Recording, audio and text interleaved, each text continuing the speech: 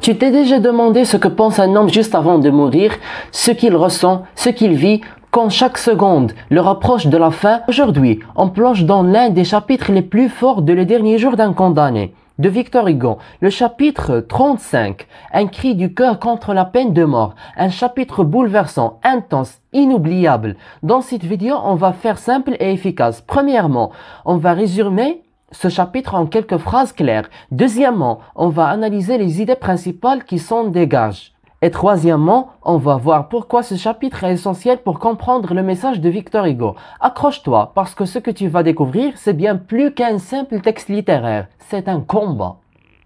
Mais d'abord, avant de commencer de tout de suite, n'oublie pas, cher élève, de watcher les vidéos précédentes, de t'abonner à la chaîne YouTube, de liker la vidéo. On se débute par, premièrement, idée principale, et on les cite directement. On a premièrement la montée de l'angoisse et de la solitude du condamné.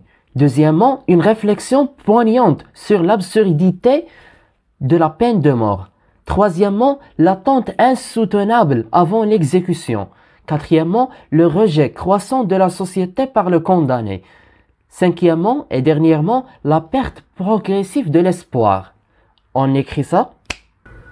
Donc on a la montée de l'angoisse et de la solitude du condamné. Une réflexion poignante sur l'absurdité de la peine de mort. L'attente intense et insoutenable avant l'exécution. Le rejet croissant de la société par le condamné. La perte progressive de l'espoir.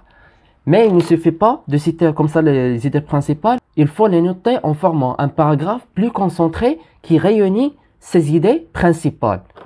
N'est-ce pas? On passe à grand 2. Résumé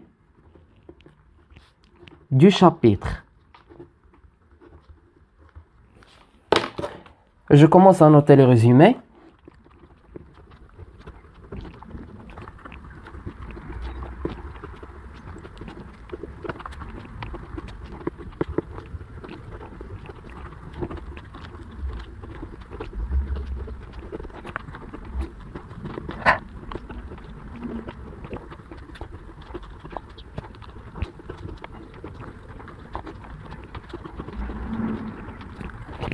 Donc voici le résumé, cher élève. Je lis et tu écoutes attentivement. Dans ce chapitre, le narrateur, toujours enfermé dans sa cellule, décrit l'attente insupportable avant son exécution.